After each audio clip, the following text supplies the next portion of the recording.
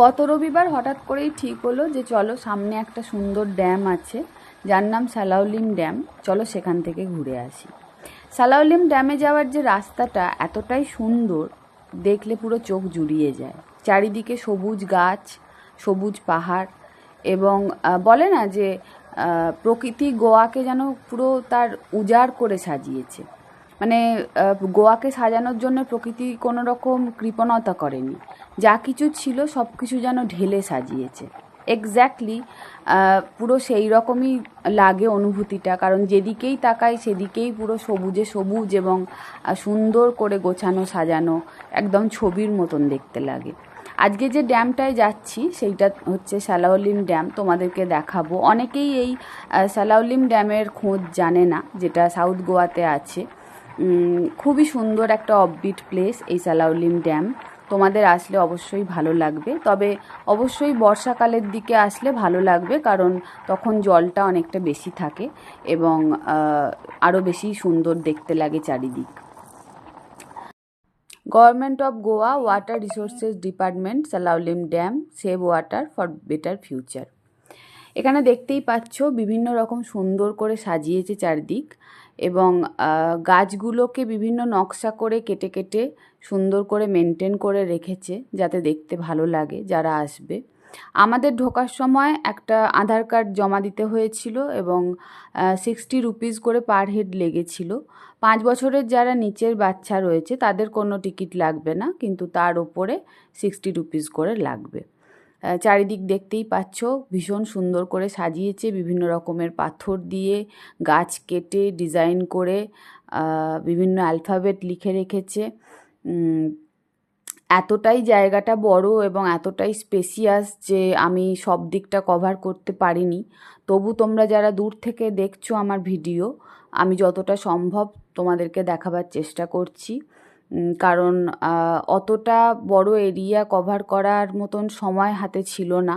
ওই জন্যে আমি যতটা পেরেছি সামনে থেকে ততটাই আমি নেওয়ার চেষ্টা করেছি। তো এই রাস্তাটা দিয়ে সোজা হাঁটতে হবে, হেঁটে অনেকটা দূর যেতে হবে। যাওয়ার পরে তোমার অনেকটা উঁচুতে উঠে দেন ড্যামটা রয়েছে। তো চলো যাওয়া যাক। সাউথ গোয়াতে যে বিভিন্ন রকমের বীচগুলো আছে, যেমন পালোলেম, আগন্ডা, কোলবা, তো সেই বীচগুলোয় যদি ঘুরতে আসা যায়, সেখান থেকে এই সালাউলিম ড্যাম 30-40 মিনিট লাগবে। বর্ষার সময় আসলে ভীষণ সুন্দর ভিউ আরও পাওয়া যাবে, বুঝতেই পারছো চারদিকটা পুরো সবুজ। কথা বলতে বলতে মনে হলো যে গার্ডেনের ভেতরেও গিয়ে দেখি যে কতটা সুন্দর করে ওরা সাজিয়েছে।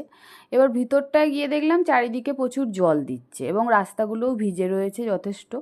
তো আমি জানি যে একদিকেই জল দিচ্ছে, অতটা আমি খেয়াল করিনি, কিন্তু তারপরে যাওয়ার পরে আমি দেখছি যে না, এমন সিস্টেম বানিয়েছে ওরা যে এক একটা টাইমে এক একটা দিকে জল দিচ্ছে। তো হঠাৎ করে দেখি যে সামনে আমার দিকেই জল দিচ্ছে। আমি তো নিজেকে কোনো রকমে বাঁচিয়ে মানে সেখান থেকে নিজেকে কি বলবো, আরেকটু হলেই ভিজে যাচ্ছিলাম। কোনো রকমে হাত থেকে ফোন টোন পড়ে যাচ্ছিল। নিজেকে কোনো রকমে বাঁচিয়ে আমি ওখান থেকে বেরিয়েছি, কারণ যদি এটা হতো যে আমি ভিডিওটা করতে গিয়ে নিজেও পড়ে গেলাম, ফোন পড়ে গেল আর আমি ভিজে গেলাম, তাহলে তো আমি পুরো শেষ। এই যে এই সিঁড়িটা দিয়ে উঠতে হবে।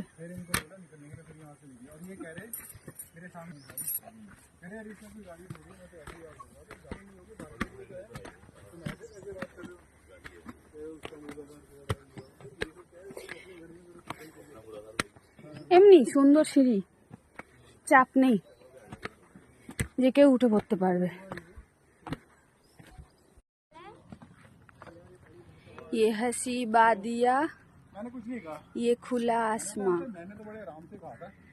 দেখছো ভিউটা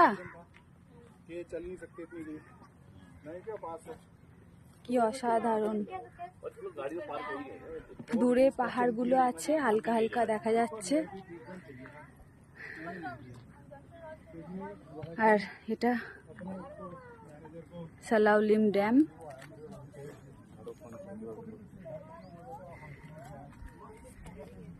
গুরুলি নদী,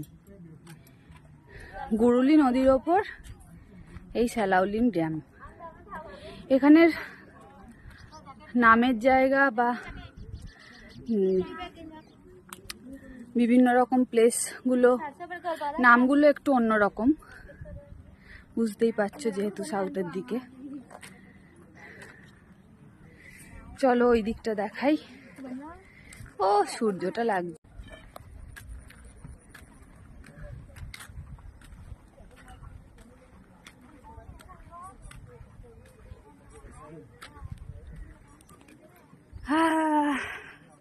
দারুণ সুন্দর, কিন্তু বেশিরভাগ যারা সাউথ গোয়ার দিকে আসে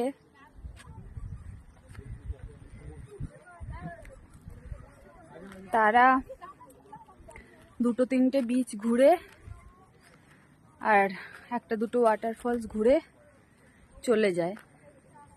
এই জায়গাগুলোর কথা হয়তো অর্ধেক মানুষ সেইভাবে জানে না, কিন্তু এখানে আসলে বোঝা যাবে কতটা ফাঁকা, নিরিবিলি আর প্রাকৃতিক সৌন্দর্যে ভরপুর।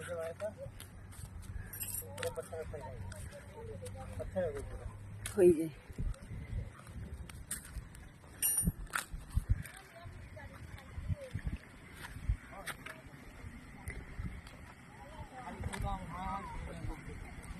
এইখানটা হচ্ছে এই স্যালাউলিম ড্যামের মেন আকর্ষণ বলা যেতে পারে।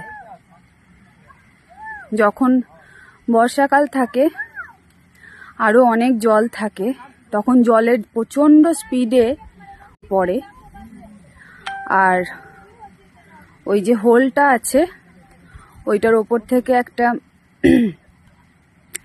জলের কি বলবো, একটা ভাইব্রেশন টাইপের সৃষ্টি হয়। অসাধারণ লাগে ওই দৃশ্যটা দেখতে। এখানে অল্প জল পড়ছে, তবু যে পড়ছে তোমাদের দেখাতে পারছি এটাই বিরাট ব্যাপার। আমি তো ভেবেছিলাম এখানটা পুরো কোনো জলই থাকবে না হয়তো।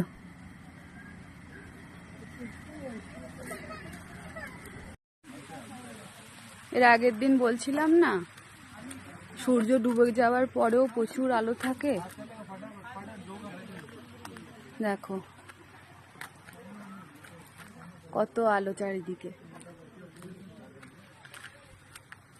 এই সেই ড্যাম,